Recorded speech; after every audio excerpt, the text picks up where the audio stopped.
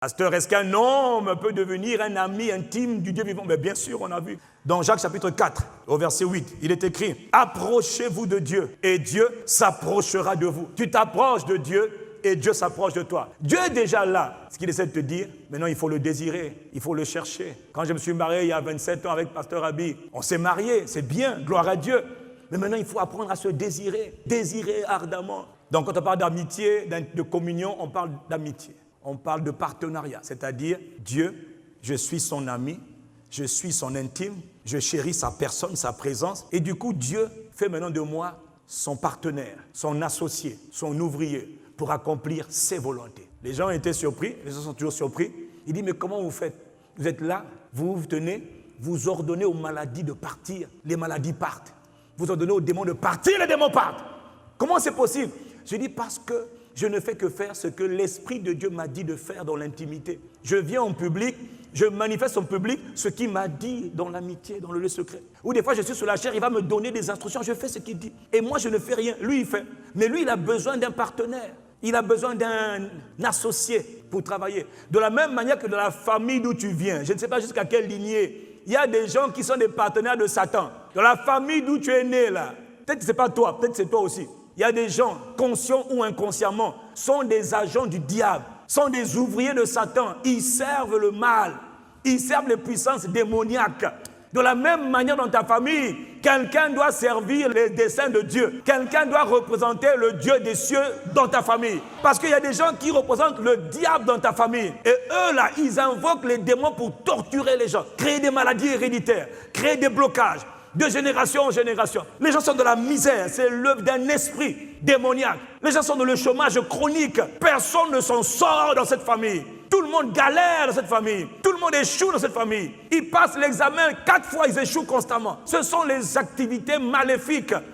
Mais comment est-ce qu'elles sont là? Quelqu'un les maintient en vie.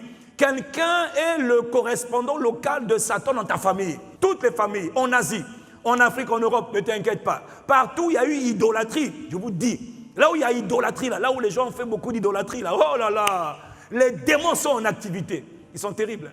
Et ils oppressent intelligemment, sournoisement les êtres humains. Satan a toujours besoin d'avoir des correspondants locaux dans chaque famille pour détruire la famille. Dieu cherche des correspondants lui aussi dans chaque famille pour faire le bien dans la famille. Il cherche des Gédéons pour libérer les familles, pour détruire les œuvres des ténèbres dans les familles, briser la malédiction qui pèse dans les familles. Et quand Dieu le fait à travers toi, il fait de toi son partenaire, son associé. Quelle grâce d'être appelé ouvrier, associé avec Dieu. Nous travaillons avec Dieu.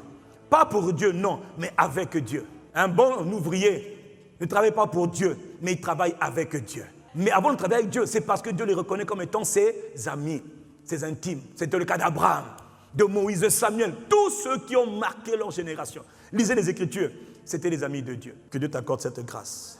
Et tu vois, on ne fait que dire les mêmes choses. Pourquoi on ne fait que répéter les mêmes choses? Parce que tu dois quitter l'étape de la connaissance, tu dois rentrer dans l'étape de la conscience. C'est-à-dire que tu dois vivre en sachant que, 1, Dieu habite en moi, 2, Dieu veut être mon ami. Et moi, je dois répondre, oui. Voilà pourquoi il dit, approchez-vous de Dieu. Approche-toi, fais le pas, cherche-le, désire-le. Fais-le continuellement, fais-le constamment. Tu vas voir un jour, Dieu va se révéler à toi d'une manière extraordinaire. Parce que Dieu se laisse toujours trouver par ceux qui le... Que Dieu t'accorde la grâce de travailler avec toi. Ça veut dire que par toi, Dieu va faire du bien aux autres. Par toi, Dieu va libérer les autres. Par toi, ce n'est pas une question de titre. Ça ne veut rien dire, ça n'a rien à voir avec le titre. Ça a à voir avec l'amitié. Dieu se sert de qui il veut, mais qui est disponible. Il peut prendre un enfant de 9 ans. Renald Bonquet a donné sa vie à Jésus à quoi? Autour de 10 ans, hein? Dieu a commencé à travailler avec lui, jusqu'à faire de lui un évangéliste extrêmement connu. Jérémie, dans la Bible, Dieu a commencé à travailler avec lui vers l'âge de 13 ans, 14 ans. Il n'y a pas d'âge pour être un ami de Dieu.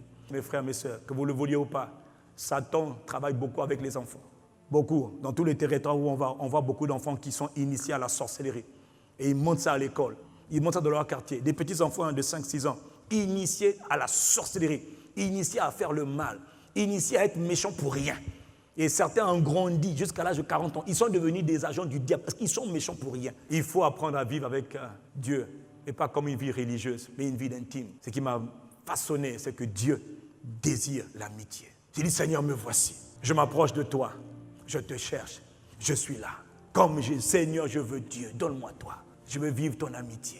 Je veux être dans ton amitié. Et Jésus va nous révéler un mystère dans Jean 15, verset 4. Il nous invite à la communion. Il nous invite à l'amitié. Il nous invite à partager le secret. Il dit, demeurez en moi et je demeurerai en vous. Ce que Jésus dit aux disciples, le Saint-Esprit le dit à l'Église aujourd'hui. Parce que Jésus nous a introduit à l'autre paraclet. Ce qu'ils ont vécu avec Jésus-Christ, c'est ce que nous vivons avec l'Esprit de Jésus-Christ. Ce que les Paul, les Pierre, les Jacques ont vécu avec Jésus physique, nous le vivons aujourd'hui avec l'Esprit de Jésus. Il est écrit donc, demeurez en moi et je demeurerai en vous. C'est toi qui dois faire l'effort. Demeure en moi, dans ma communion, dans mon intimité, et je demeurerai en vous. Comme le sarment ne peut de lui-même porter du fruit s'il ne reste attaché au cep, ainsi, vous ne le pouvez pas vous non plus, si vous ne demeurez en moi. Verset 5, je suis le cep, vous êtes les sarments. Celui qui demeure en moi, celui qui est dans mon intimité, celui qui habite dans le lieu secret, celui qui cherche mon amitié, celui qui cherche mon intimité, celui qui cherche ma communion, la complicité avec moi, et en qui je demeure, porte beaucoup de fruits. Celui qui est mon ami, mon intime, et dont je suis moi-même l'intime, et il est mon intime, donc lui et moi en lui, celui-là, il porte beaucoup de fruits. Quel que soit le domaine de sa vie. Il dit, vous êtes les branches, moi je suis le tronc. La branche ne peut pas vivre sans le tronc. Non, la branche doit être rattachée au tronc qui fait partie de l'arbre. Il dit, vous êtes les branches, moi je suis le tronc. Demeurez, demeurez. Ne te détache pas, mais demeure. Reste dans la communion, reste dans l'intimité. Cherche l'intimité, parce que c'est de l'intimité que vient la puissance. L'intimité emmène la puissance manifeste. Mais sans intimité, il n'y a rien. Il dit, si quelqu'un ne demeure pas en moi, il sera jeté dehors, comme le sarment, et il sèche. Puis on le ramasse, on le jette au feu et il brûle.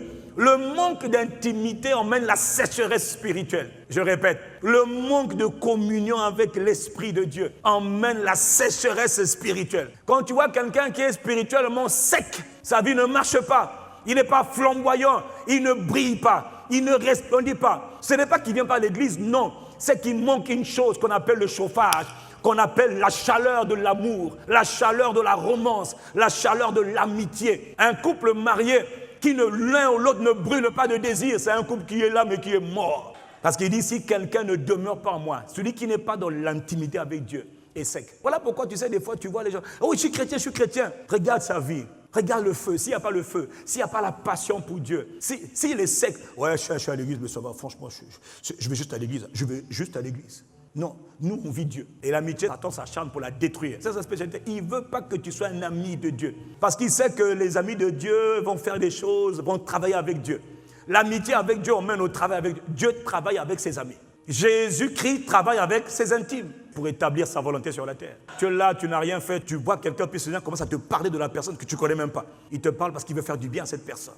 Et donc, tu commences à devenir un ami, un partenaire de Jésus. Et quand il dit, toi là, le Seigneur me voit, ça, allez, tu es guéri. Ah, je suis guéri. Par toi, Dieu passe pour faire le bien. Mais ça vient de l'intimité. Plus tu es intime, plus Dieu peut passer par toi. Que ce soit ton partage au nom de Jésus. Donc, que dit le Seigneur ici? Il dit, celui qui demeure en moi, en qui je demeure, verset 5, il porte beaucoup de fruits. Dis-moi, il n'a pas dit qu'il porte du fruit, hein, il porte beaucoup de fruits. Donc, la volonté parfaite de Dieu, mon frère, ma soeur, c'est que ta vie soit une vie féconde. Ta vie soit une vie productive. Ta vie soit une vie d'abondance. Ta vie manifeste toutes sortes de fruits. Le fruit intérieur, le fruit extérieur. Le fruit intérieur, c'est quoi? Parce que quand l'Esprit de Dieu vient vivre en toi, il travaille le fruit. Ce que l'Esprit produit en toi. Autant il se sert de toi pour guérir les malades, pour chasser les démons, pour faire du bien. Ça, c'est à l'extérieur, ce qu'il fait par toi. Mais autant en même temps, en toi, il travaille. Il fait de toi un homme, une femme qui aime. Oh, il fait de toi quelqu'un qui est vrai. Le fruit de l'Esprit, Galates 5, verset 22, c'est l'amour. Il fait de toi quelqu'un qui aime les gens sans intérêt. Tu vas apprendre à aimer les gens même sans faire exprès. Le fruit, ce n'est pas seulement la puissance. Il y a la puissance extérieure, mais il y a le fruit qui se manifeste de l'intérieur. C'est l'amour, c'est la paix. Est-ce que tu sais c'est quoi la paix? La paix de Dieu, ça c'est un fruit magnifique. Quand il y a le Covid, tu es en paix. Tu entends pandémie, tu es en paix. Mauvaise nouvelle, tu es en paix. On va te tuer, tu es en paix. Les affaires marchent mal, tu es en paix. Tu sais pourquoi? C'est pas naturel. Il y a une paix surnaturelle qui barricade ton cœur, qui contrôle ta personne. Cette paix ne dépend pas des circonstances, elle dépend de l'esprit. C'est l'esprit qui produit en toi la paix. Shalom, shalom, la paix. Les enfants en paix. Et la paix vient avec la joie. Trop de gens, la joie dépend des circonstances. Oh, je suis malade. Il y en a qui sont malades, mais qui sont toujours en paix. Même s'ils meurent dans la paix. Ils meurent dans la joie. Mon frère, ça là, il faut être un ami de Dieu. Plus tu demeures dans son intimité, plus il t'impacte. Plus tu passes du temps avec Dieu, dans les retraites, une journée seule avec Dieu, il va te parler de ta vie, il va te tailler, il va te dire là tu es orgueilleux, travaille là, tu es impatient. Seigneur, aide-moi. Il dit demande-moi. Tu restes là. L'amitié se bâtit dans le temps. Je suis en train de t'expliquer que pour porter beaucoup de fruits, le fruit intérieur, de la transformation de ton cœur, ça dépend de l'amitié avec Dieu. Parce que Dieu aime ses amis et il les change. Tu deviens exactement comme le Christ. Verset 7. Si vous demeurez en moi, que mes paroles demeurent en vous, demandez ce que vous voudrez et cela vous sera.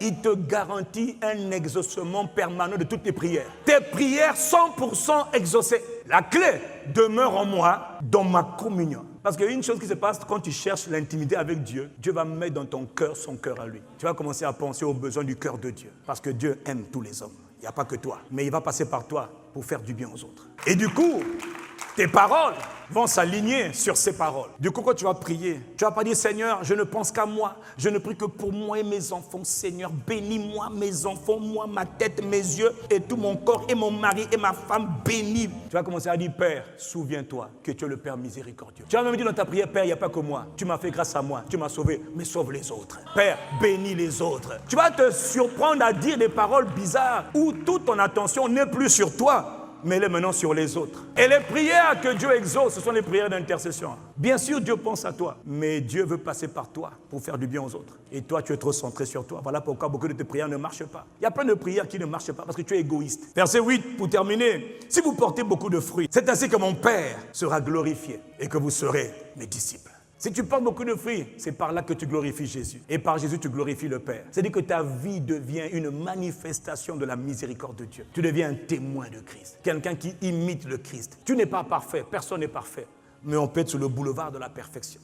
On peut aspirer à ressembler à Christ. C'est un long chemin, mais on peut essayer. On peut commencer au moins. Tu ne changeras pas en un jour, mais tu changeras progressivement. Personne parmi nous ici n'est né hier et puis il a eu 20 ans. C'est pas possible. On grandit progressivement. Les hommes changent progressivement. Voilà pourquoi aussi toi, ne sois pas impatient envers les autres. Parce que chacun ne porte pas le fruit au même moment. Tout le monde porte du fruit en son temps. Veux-tu être un disciple de Jésus? Les disciples ressemblent à leur maître. La ressemblance à Christ ne vient pas parce que tu viens à l'église, c'est faux. Ressembler à Christ vient seulement quand tu apprends à cultiver l'amitié avec le Christ par le Saint-Esprit. Voilà pourquoi Satan combat beaucoup la communion. Il va te faire aller à l'église, il va même te faire des prières de nuit, mais il va combattre quand tu veux devenir ami de Dieu. Or, c'est pour ça que l'Esprit est venu. Vivre avec nous l'amitié et de l'intimité avec lui, commencer à travailler avec l'Esprit. Dieu n'a pas dit d'aller faire du monde entier des chrétiens. Il a dit, allez, faites du monde, faites de toutes les nations des disciples. Pas des chrétiens, mais des disciples, c'est-à-dire des gens qui ressemblent à Christ. Ils parlent comme le Christ, ils pensent comme le Christ, ils se comportent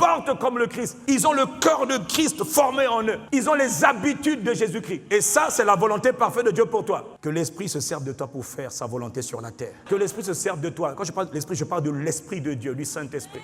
On parle de l'Esprit avec un grand E. Que l'Esprit t'utilise, quel que soit ton âge, pour faire de toi un gagneur d'âme. Que l'Esprit se serve de toi pour faire de toi un instrument de sa puissance, de sa miséricorde, de son amour dans un monde de désespoir, dans un monde où il n'y a même pas d'espoir. Que l'Esprit se serve de nos étudiants pour apporter la vie auprès des autres élèves qui sont perdus.